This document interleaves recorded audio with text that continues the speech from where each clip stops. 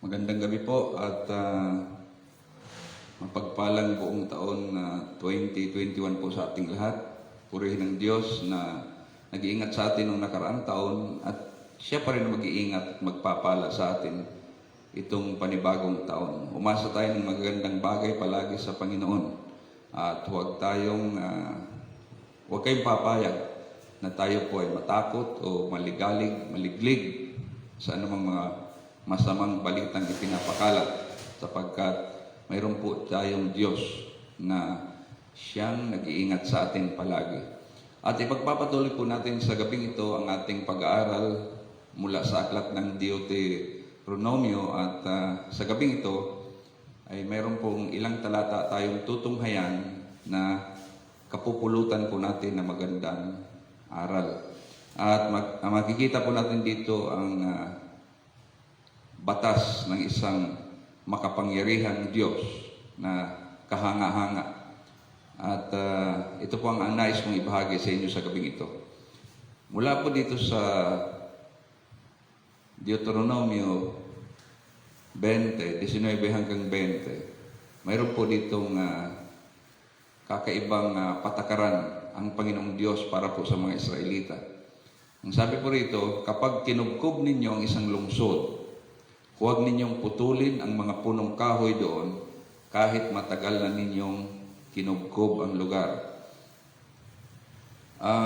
Bigyang linaw po muna natin itong gumamit po dito ng salitang kinubkob o pagkubkob, siege sa English. Ito po ay isang pamamaraan sa digmaan na kung saan kung hindi kaagad sumusuko yung mga kalaban, ito po'y kanilang kinukubkob o kinukulong. Wala pong makalabas, walang makapasok hanggang sa sila po ay susuko. No? Matakot, panghinaan ng loob at hanggang sa sila po ay susuko. At ito po ay nagbigay ang Diyos ng instruction sa kanila na pagdating nila doon sa lupang pangako at magsimula na silang sakupin ang mga bayan doon, isa-isa. At kung sakaling dumating sila sa mga punto na mayroong silang lungsod na kukubkubin, isa po sa pinagbabawal ng Diyos sa kanila ay huwag putulin ang mga punong kahoy. Kahit gaano katagal ang kanilang pagkubkob sa lugar na yon. Siege, yung sinabi ko kanina, na kinukulong nila, pinapalibutan nila, lahat ng entrance sa ka-exit ng isang lugar ay ibablock nila yon. Nang sa gayon ay mapilitan yung mga tao doon sa lugar na sumuko. Ang mga puno ay hindi ninyo kaaway, ang sabi rito. Bagkus, makapagbibigay pa ito sa inyo ng pagkain. Kaya huwag ninyo itong putulin. Ang mga puno na hindi makakain, ang bunga, kaya ninyong puputulin kung kailangan ninyo sa pagkubkob. So, ito po ang patakaran na yung mga fruit trees, yung mga punong kahoy na ang bunga ay pwedeng kainin, bawal po putulin yun. At kung kailangan man nila ng kahoy bilang kasangkapan sa kanilang ginagawang pagkubkob sa isang lugar, yung mga puno na hindi makakain ng bunga, ang siyang pinapahintulutan ng Panginoong Diyos na ito ay kanilang putulin. So magandang principle po ito, mga kapatid, mga kaibigan na nakikinig, na maging sa panahon natin ngayon, ganun din dapat ang ating pagpapahalaga sa mga punong kahoy, lalo tigit yung ang bunga ay nakakain. Dahil isa po sa malaking problemang hinaharap natin ngayon ay ang pagkaubos ng malalaking punong kahoy. Dahil yung tinatawag na yung pinuputol, dahil ginagamit, kaya lang ng iba, yung pinuputol nila yung mga puno doon sa, lalo tigit sa kabundukan, halos inuubos nila, na itong mga ito ay pinahintulutan ng Diyos na tumubo dahil ito po ay mga sanggalang o natural barrier natin. Kaya isa sa mga dahilan kung bakit lumalakas ang mga bagyo ngayon ay dahil na bawasan na po ang ating mga natural barrier katulad ng gubat at mga bundok, dahil ang mga gubat ay pinuputol nga po yung malalaking puno at yung mga bundok, yung iba ay tinatanggal, pinapatag. So balik tayo dito sa pagpapahalaga ng Diyos sa mga punong kahoy. At dito po ang isa sa logic po rito, bakit mo puputulin yung punong kahoy na kapakipakinabang, lalo tigit pwedeng pagkukuha ng bunga na kakainin. So yan po ang instruction sa kanila ng Panginoon. Ang sabi nga dito sa isang salin, hindi naman ninyo kaaway ang puno. Sa halip, makapagbibigay pa ito sa inyo ng pagkain. Kaya huwag ninyo itong puputulin. Dahil sa bandang huli, yung mga Israelita, masasakop nila yung lupain na yun, kung puputulin nila yung mga punong kahoy na yan, lalo tigit yung nakakain ang bunga, di sayang din. So, ang Panginoon, makikita natin, meron siyang futuristic ang ating Panginoon in terms na inaalala niya kung ano yung magiging hinaharap. Dahil minsan, ang tao, di ba, hindi niya kinoconsider o pinapahalagahan kung ano yung magiging consequences ng kanyang present actions. So, ito, pag halimbawa, dahil sa kasagsagan ng kanilang pananakop, pagkatapos pagsisirain nila yung mga punong kahoy na yan.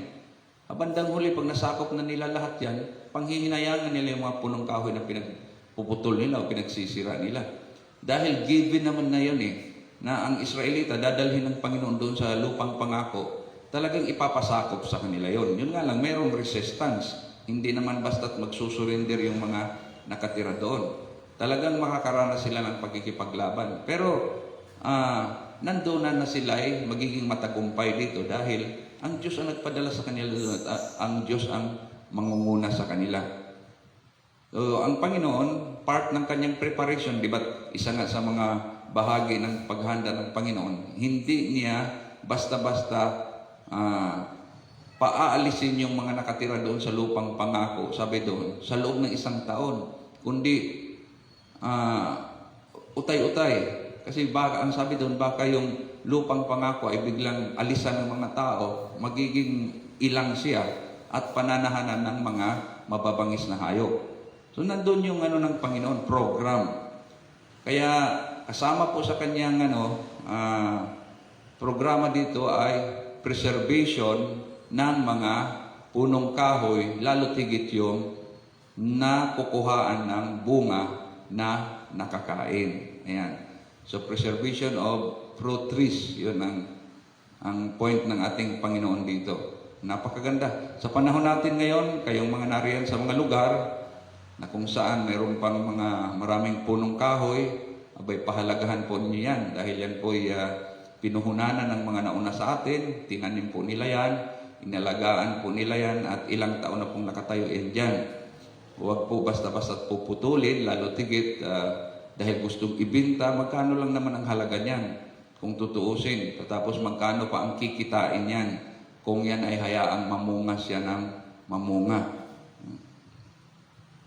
At isa pa pong hanay ng mga talata nating tutunghayan na may kaugnayan din ang kanyang layunin dito po sa unang hanay ng mga talatang ito ay dito po sa aklat ng Deuteronomio 22:6-7. Ito po Kung may makita kayong pugad ng ibon sa lupa o sa punong kahoy na may inakay o kaya ay may nililimlimang itlog, huwag ninyong huhulihin ang inahin.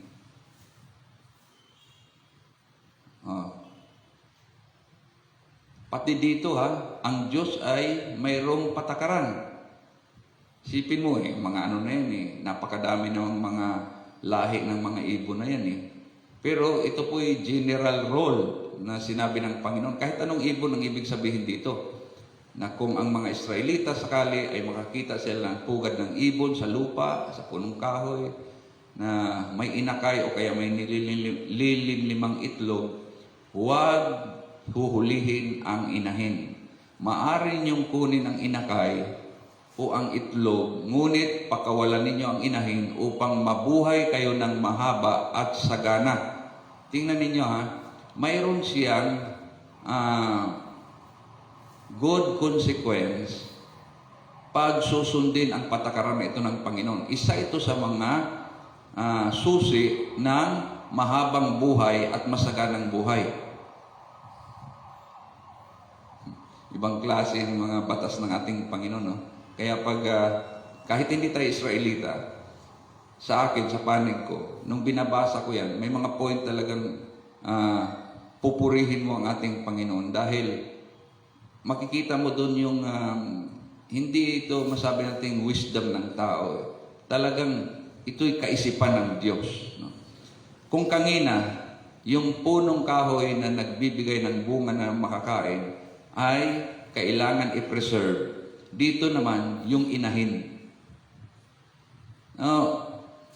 Pag yung inahin nga naman ang kukunin, sa anumang layunin, aalagaan o di kaya kakatayin, paano yung inakay?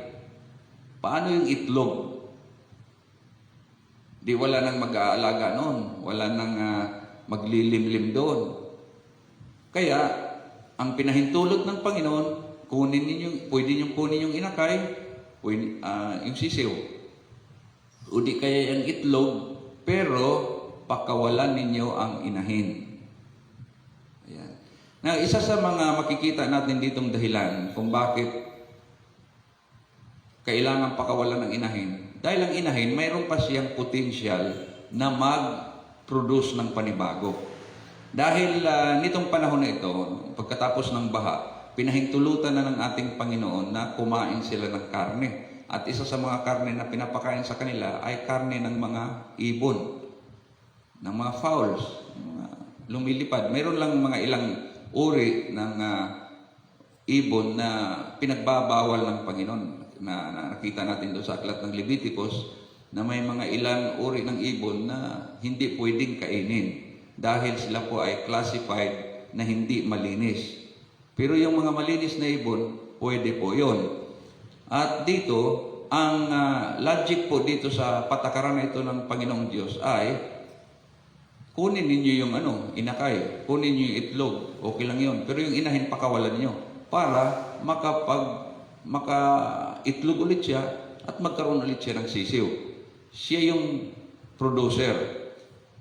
Mayroon na siyang nasa status na itong inahin ng production. Nakakapag-produce na siya ng panibagong lahi niya. So kaya sabi ko sa inyo kanina, parehas po ang logic nitong dalawang ito, sa punong kahoy na nagbibigay ng bunga at ganun din dito sa inahin. Sila po yung pinaka-source. Sila yung nagpo-produce. Kaya nga dyan sa inyong mga Facebook, makita ninyo na ginamit ko yung title na Preserving the Source. Preserving the Source. At napakahalaga po nitong ganitong economics na ito.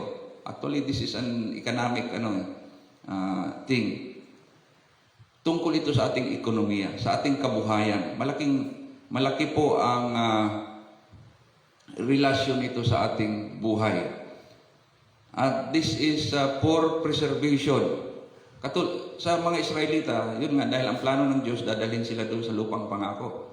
Now, ang unang pangangailangan ng tao ay pagkain at inumin. Hindi ba? Para mabuhay tayo, yun ang pinaka-pangunahing pangangailangan natin. Hindi po nagbabago yan.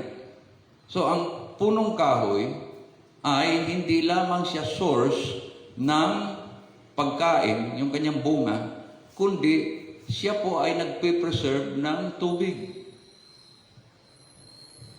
As we know, kaya yung mga lugar na maraming mga punong kahoy na malaki ay sagana ang tubig. Bakit? Napipreserve ng mga ugat ng punong kahoy, ng kanyang shade, hindi direkta na tinatamaan ng init ng araw yung lupa, nahaharang ng malalaking puno, kaya malamig. Kaya hindi po basta-basta ang tubig nag-evaporate. So napipreserve doon sa ilalim. So mayroong purpose, di ba? At ganon din yung pagdating sa pagkain, yung karne, di ba? Naalala niyo mga Israel nung humingi sila ng karne, anong pinadala sa kanila? Karne ng ibon, mga pugo. Hindi sila pinadala ng karne ng baka, karne ng kung ano-anong mga kauri ng baka, kundi ang pinadala sa kanila ay mga ibon. So mayroon pong isang wisdom doon eh. Ang karne ng mga ito ay nakabubuti sa katawan, nakabubuti sa kalusugan. Yung ganyang klaseng mga uri ng karne, yung mga fowls na yan. Fowls, yung mga manok, yung mga ganito. Pero yung mga natural, yung mga organic. Kasi ngayon sa panahon natin, dito tayo nagka-problema eh. Noong naging chemical-induced yung mga kinakain natin. Mula sa kanin, yung palay na pinoproduce ngayon ay puro chemicals na yan. Mula sa pagtanim hanggang sa bago anihin, puro spray ng chemicals, abono. Tapos yung manok, yung baboy na kinakain natin, lalo tigit sa mga syudad, yan ay punong-puno na ng mga chemicals. Hindi na siya organic, hindi na siya natural. Kaya, anong asahan natin? Mayroon ho talaga itong negatibong epekto sa ating kalusugan. Hindi ito nakabubuti katulad noong mga natural lamang na mga palaki po na halimbawa hayop, halaman, o yung mga bunga na yan. At sa panahon pati natin ngayon, ay sinasabing umunlad tayo. Okay, umunlad tayo. Ang hindi maganda nitong pag-unlad natin, marami po ang umalis sa food production. Di ba pagkain at inumin ang pangunahing source ng ating buhay para mabuhay tayo? Yun ang pinaka-basic eh. Mayaman at mahirap, yan ang kailangan para mabuhay. Pagkain at inumin. Kaya lang, itong sinasabing pag-unlad minsan ay hindi nakabuti dahil marami ang umalis sa paghahalaman, sa pagsasaka, sa agriculture at napunta sa industrial, napunta sa technology. Kahit namang sa kabilang ng mga sinasabing pag-unlad sa industriya at teknolohiya, hindi pa rin naman nagbabago ang ating pangunahing pangangailangan. Yun pa rin naman eh. Hindi pa rin naman natin pwedeng kainin yung mga gadgets na yan. Yung mga products ng industries. Industriya, hindi naman natin pwedeng kainin yan eh. Nananatili pa rin ng pangunahing pangangailangan natin ay pagkain, tirahan, at damit. Kaya may mga kilusan ngayon, may movement sa panig ng government na mag-focus ulit sa agriculture o sa food production. Dahil yun ang problemang malaki. Kung marami kang pera, tapos yun namang pagkain ay napakamahal dahil yung supply ay kakaunti. Ngayon, parang ang hirap minsan bumawi pag malaki ng damage.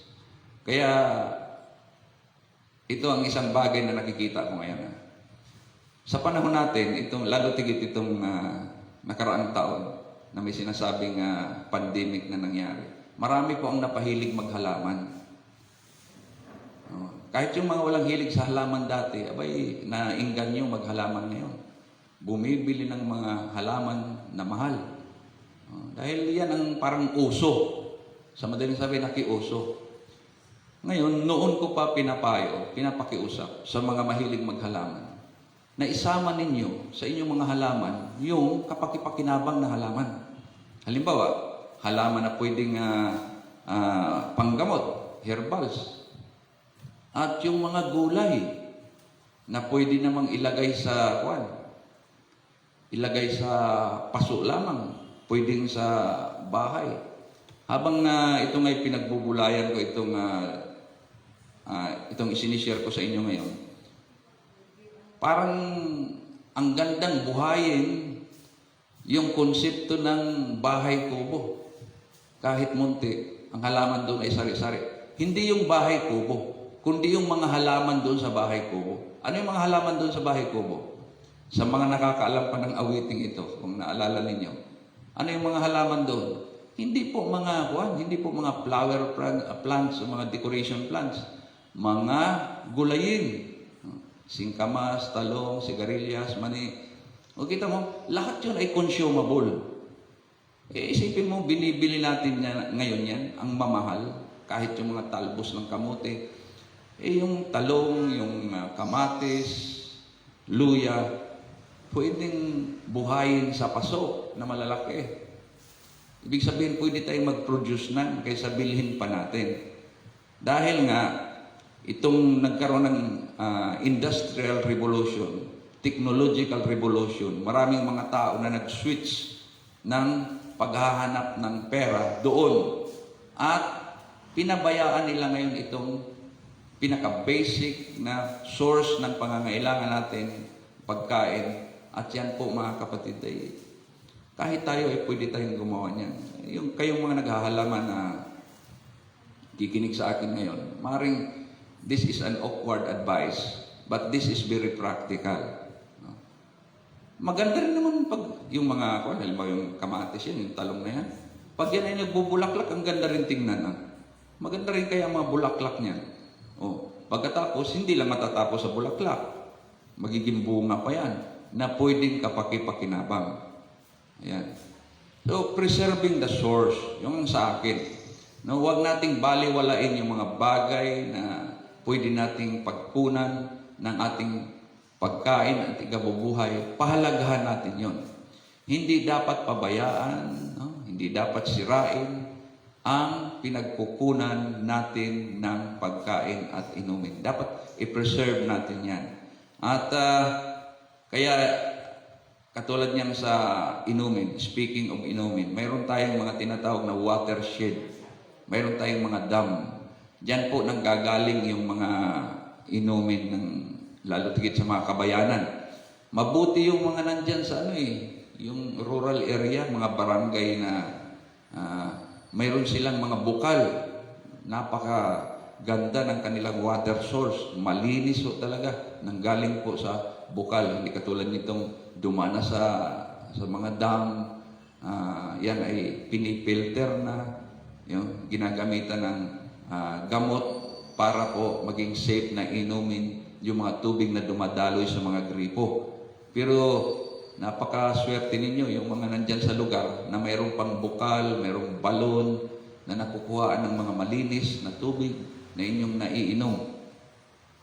At yan ay pakaingatan, pahalagahan, huwag pong salaulain dahil yung mga yan ay mas healthy po yan kaysa mga tubig na naiinom dito sa kabayanan na kung saan may mga gamot na o ginagamot na.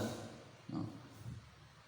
Yan ay mga organic pa po yan, mga mineral pa po yan, mga iniinom yung tubig dyan. At ganon din yung mga pagkain. No? Sabihin natin na mahirap ang buhay doon sa mga barangay at sila'y nagsasaka lamang. Mas maganda yung mga kinakain nila roon. Sila ang nag-alaga noon, sila ang nagtanim, sila ang nag-alaga, sila ang nag-ani. Alam na alam nila yung quality ng kanilang kinakain. Yun ay malinis, maayos ang pagpapalaki hanggang sa pagbunga nito. Lahat. Kasi sila ang nagtanim hanggang sa nag-ani. Ganon din yung mga alaga nila. Sila ang nagpalaki niyan. Pag kinatay nila yan, kinain nila, alam nila, napakalinis niyan. Good, very good talaga ang mga karne niyan. Itong mga binibili natin, malay ba natin yan? Kung paano pinaprocess yan. Kung saan galing yan. Pero ang isang ginagawa na lamang natin yan, panalangin. Pinapanalangin natin para bahala ng Diyos dyan para po hindi para po sa ikabubuti po ng ating katawan.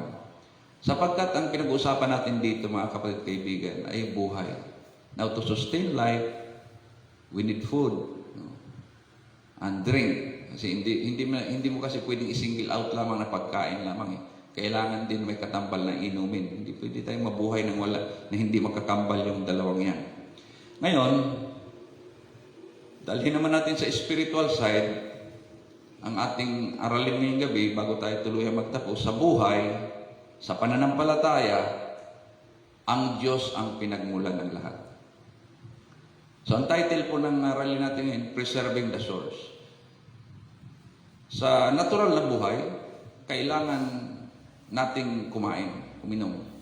Pero pagdating sa buhay at sa buhay pananampalataya, naniniwala tayo bilang mga mananampalataya na ang Diyos ang pinagmulan ng lahat ng bagay. Ang sabi nga dito sa aklat ng Roma 11:35, sino ang makapagbibigay na sa Kanya at siya ay mababayaran?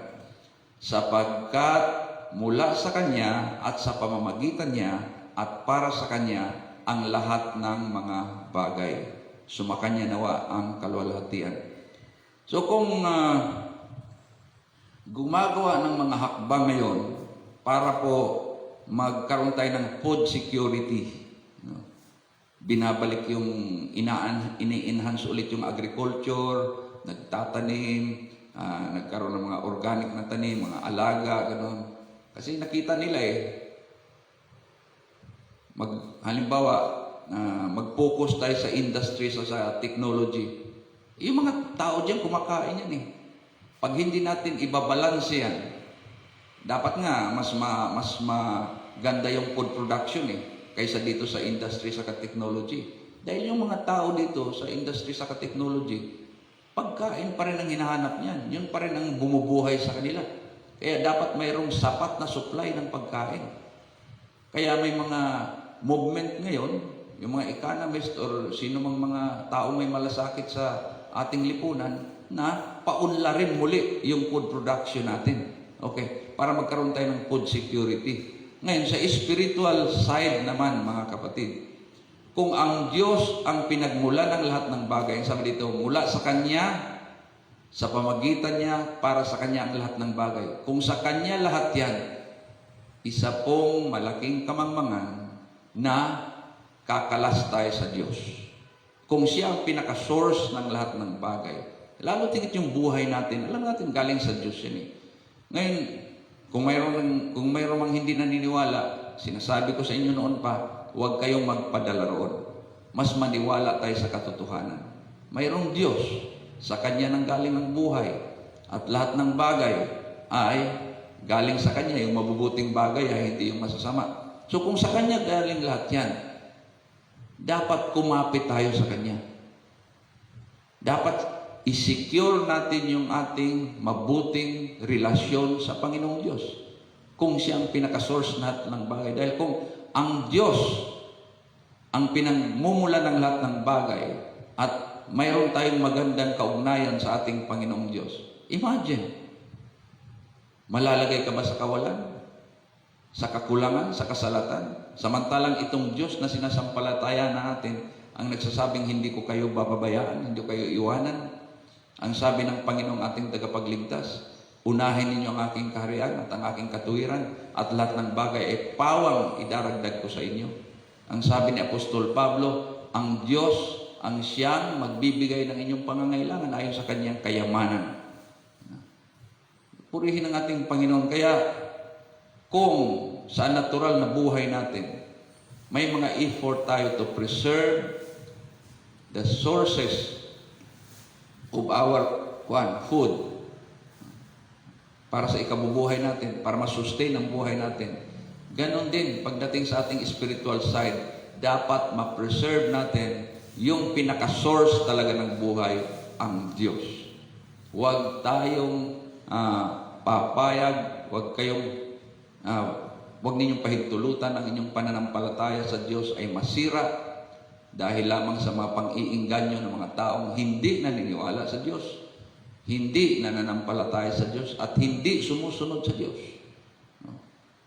Kaya, Mga kapatid, mga kaibigan, sa bagong taon na ito, magkaroon tayo ng higit pang pagpapahalaga sa ating relasyon sa Panginoong Diyos. Dahil hanggat mayroon tayong magandang ugnayan sa Kanya, mayroon tayong katiyakan sa buhay na walang hanggan. Alam niyo ba kung ano ang pinaka-reward? Kanina, di ba? Yung tungkol doon sa ibon, ang sabi ng Diyos yung kung makikita kayo ng ibon, may inakay, naglilimlim, pwede niyong kunin ng inakay, pwede niyong kunin ng itlog, huwag lang yung inahin, pakawalan niyo. Anong reward? Para humaba ang buhay ninyo at maging masagana. Pero itong paglilingkod o pagsunod sa Diyos ay hindi lamang mahabang buhay at masaganang buhay, kundi buhay na walang hanggan. No? So hindi po panglupa ang reward sa pagsunod dito sa ating Panginoong Diyos, kundi pang walang hanggan. At yan po ang ating hinahangad, mga kapatid. At yan ay talagang ibibigay ng Panginoong Diyos. Tiyak po yun sa mga sasampalataya, sa mga susunod po sa Kanya.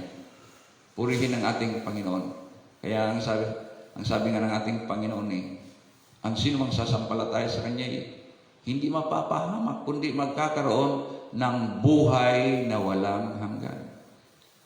So higit pa yan sa buhay dito. No, granted na talagang tayo ay masyadong maingat sa ating kalusugan. Ang kinakain lamang natin ay yung mga pagkain maayos, organic or natural, at hindi tayo umiiwas tayo sa mga nakakasama sa ating katawan. Mabuti po yan.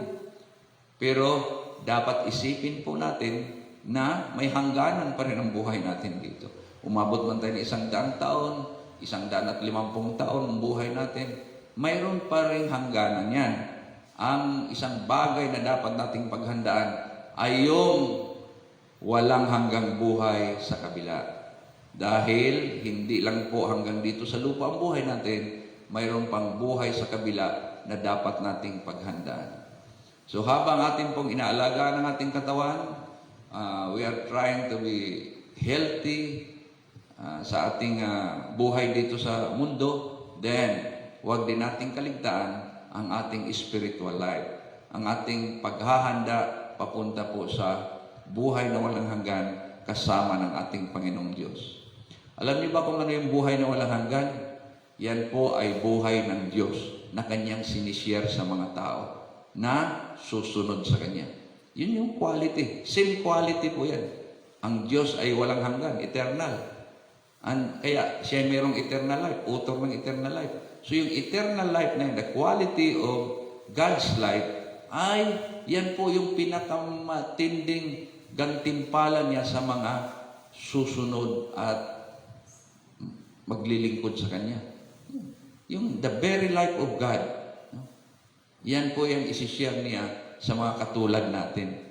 Purihin natin, Panginoon. Very exciting, nakakatuwa. Talagang napakabuti ng Diyos. No? Na handa po niyang ibahagi ang Kanyang buhay mismo sa kanila na mga susunod sa Kanya. Kaya nga, ang patutunguhan ng mga mananampalataya ay buhay na walang hanggan kasama ng Panginoong Diyos. Sa lugar na yon, they have the same quality of life. The God life. So, purihin ang ating Panginoon. Kaya dito pa lamang, piniprepare na po natin ang ating sarili para dyan. Yan ang dahilan kung bakit nagpupursige tayo, determinado tayo sa ating paglilingkod sa ating Panginoon. At kahit anumang pagsubok, hindi po yan hadlang para ipagpapatuloy natin itong ating nasimulan dahil mayroon pong magandang gantimpalang naghihintay sa atin, ang buhay na walang hanggan sa piling ng ating Panginoon. So purihin ang Diyos at salamat po muli sa inyong pagtunghay, sa inyong pagsubaybay at pagsama sa ating pag-aaral hanggang sa susunod po, sa Biyernes, sa ating pong pagpapatuloy, sa ating sipi pa dito sa aklat ng Deuteronomio. Purihin ka, Panginoong Diyos, sa gabing ito at maraming salamat po sa mga bagay na aming pong napag-aaralan ngayong Panginoon. And while we are trying to preserve the source, Lord, para po sa aming pagkain, kinakailangan namin para sa buhay nito, dapat mas maging mahalaga sa amin yung ma-preserve namin yung pinaka-source talaga ng buhay, at yan ay walang iba kundi Ikaw, Panginoon. Tunay na Ikaw nga ang pinagmula ng buhay, sa iyo galing lahat yan, at para para din sa iyo. Kaya Panginoon, salamat po sa mga bagay na ito na pinapaunawa mo sa amin nang sa gayon, Panginoon, makapamuhay kami ng ayon sa iyong kagustuhan dahil pangarap po namin na magkaroon ng buhay na walang hanggan sa piling mo, Panginoon. Maraming salamat po muli sa pangalan ng Panginoong Hesus. Amen.